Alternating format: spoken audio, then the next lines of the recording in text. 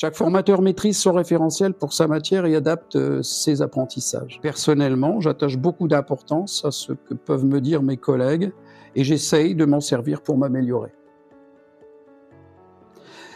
Bonjour, je m'appelle Dominique Sauchat, je suis le formateur référent pour les classes de BTS NDRC, et plus particulièrement dans la matière relations clients, négociation et vente, une des matières professionnelles du BTS. Je participe également à l'épreuve de négo du BTS tous les ans en tant que jury professionnel. Le partage des pratiques entre formateurs se fait essentiellement sur la base d'échanges lors des réunions ou en face à face, lors de nos rencontres éventuelles entre deux cours par exemple.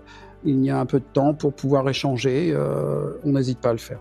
Ce qui pourrait encore faciliter cela serait d'obtenir un peu plus de réunions en présentiel, en face à face, mais c'est assez compliqué pour la direction de réunir les formateurs indépendants au même endroit, au même moment, peut-être en visioconférence. Alors ma vision du collectif, c'est-à-dire garder une cohérence avec mes collègues tout en gardant ma façon d'enseigner. Le référentiel du BTS est organisé de manière à ce que la progression pédagogique dans chacune des 6 matières du BTS soit cohérente et avance de concert avec les apprentissages. Chaque formateur maîtrise son référentiel pour sa matière et adapte ses apprentissages. Donc moi, comme référent, j'organise aussi assez régulièrement avec mon équipe de formateurs des réunions en visioconférence souvent, ceci afin d'échanger ensemble et de traiter les problématiques.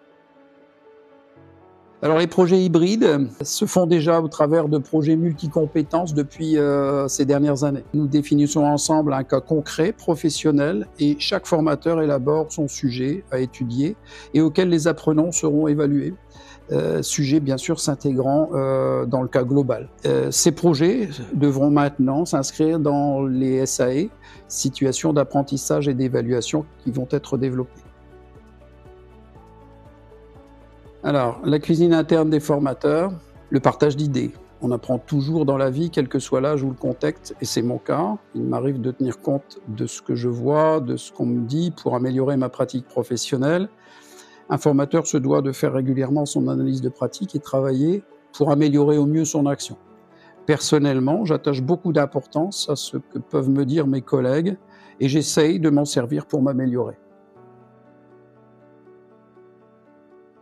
Avec mes collègues et la direction bien sûr, j'essaye de m'inscrire dans une démarche positive, de qualité, dont le seul but est la réussite de nos apprenants, en les préparant le mieux possible à leur métier de commercial.